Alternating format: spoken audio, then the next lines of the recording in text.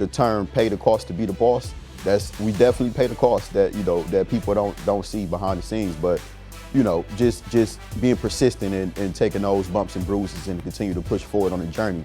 That's what entrepreneurship about.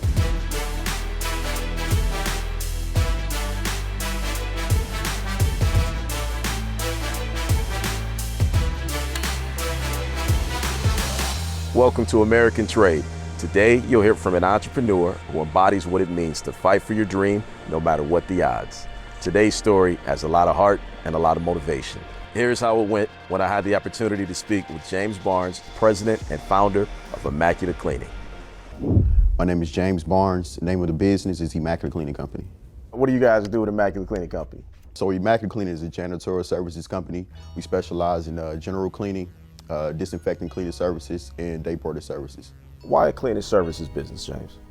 So I chose the janitorial services industry because it was a very lucrative industry, and I was very young at the time. I was fresh out of high school, so I wanted to get into a business that I could get started with right away. Didn't take much capital to get going, and once I started, I just never looked back. I had two choices after high school: go to college or keep impacting my family and community through business ownership. I chose to bet on myself and grow the company I started from scratch. I'm proud to say we use top-of-the-line cleaning technology to produce results unlike any other in the cleaning industry. What experience had you had beforehand in regard to before you went into the business? What did you know about? I know you mentioned kind of looking at it from the business aspect of the margins and things like that, but the actual business, the business itself, what did you know about janitorial cleaning services?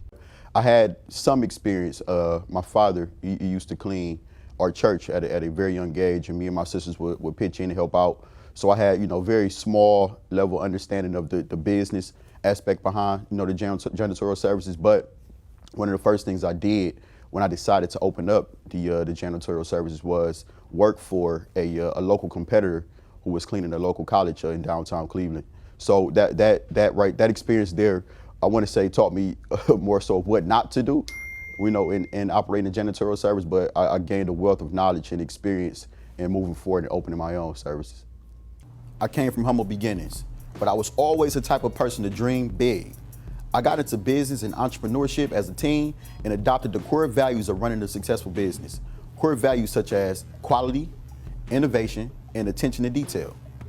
It kind of showed you some things, maybe to do, but maybe a lot not to do. Did that help with kind of giving you that confidence to go from working at a place to jump in, especially like you said, being very young? No, absolutely. I think that that experience taught me how to engage with my staff and workers, and from an employee standpoint, get into the mindset of the employees, some of the bad habits as well as some of the good things that they did. We learned a lot about servicing floors, get the experience behind that. But overall, I want to say that we learned how to communicate with people to get the job done effectively. When we first started, I was the one doing all the cleaning. There was no office, there was no secretary, no vehicles, no tools. Even through all this, I made sure our process and our finished product was immaculate. You mentioned being from the Huff neighborhood, being one of the communities in our city, that does have some challenges where people are struggling.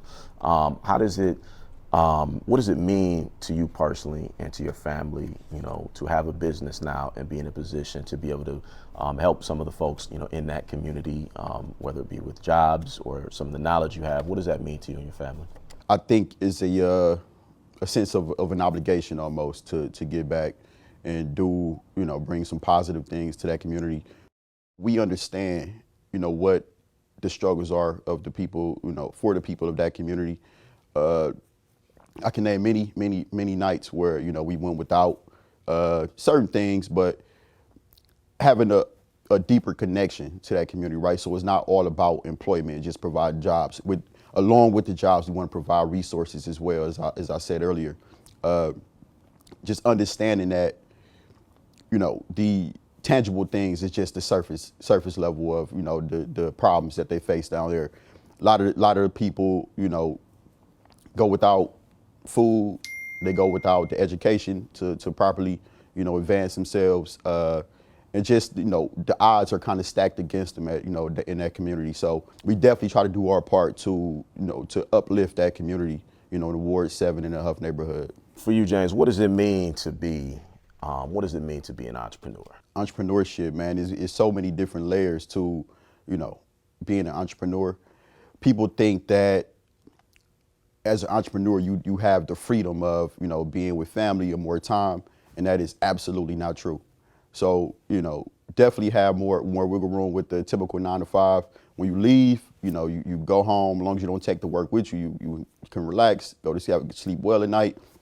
As an entrepreneur, it's always different challenges that we face, right? So we might tackle one, Monday, then Tuesday we kind of got to come back at it and do it all over again. But as an entrepreneur, I think we get a thrill out of, the challenges and growing the business and the behind the scenes aspect of running the business, so to speak. But I've always been very passionate about entrepreneurship. Even at a young age, I could always remember, I want to say, I don't want to call them businesses, but we had many different ventures that we were into, from landscape services or cutting grass at that age, even painting, a lot of different things. But just that spirit in me, to where I want to not only provide for myself, but for my family and other people around me, for my community as well. Non-check style businesses. Absolutely, absolutely. Cash businesses. Cash business, yeah. What challenges, have you faced as an entrepreneur and as the owner of Immaculate Cleaning Company? You mentioned there are some different things that you faced on your journey. Just give us maybe a couple of those. Yeah, for sure. So one challenge in particular that I think us as all of us as entrepreneurs face is, in growing a business, right?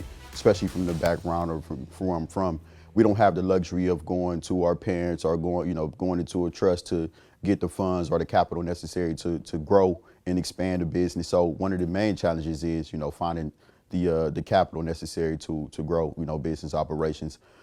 We were fortunate enough to have good people or a good couple of great business centers here in Cleveland to assist us in that matter. But that by far is one of the biggest challenges.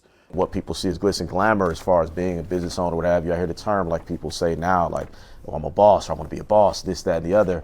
And it's like, sometimes people, I think, want to like to appear that way, but it's a lot of things Absolutely. Underneath doing that that's more than just saying that it's not fun or it may be tedious. That, sometimes it's something that people, I don't think, always want to do, but they like that.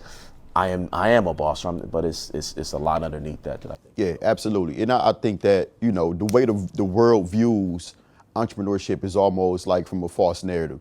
The term "pay the cost to be the boss," we definitely pay the cost that, that people don't see behind the scenes. But, just being persistent and taking those bumps and bruises and continue to push forward on the journey, that's what entrepreneurship is about.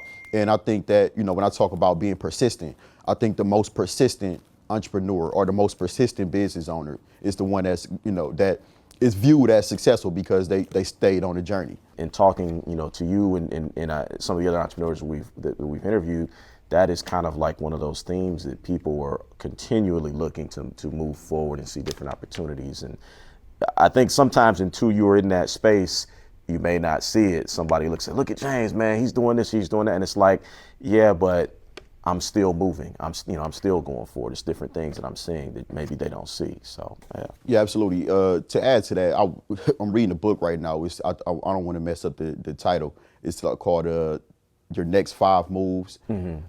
And one of the things that he said was when he talks to different entrepreneurs, everybody focuses on the glitz and the glamour and, how it looks from the outside. But he say, he wants to get to the real, right?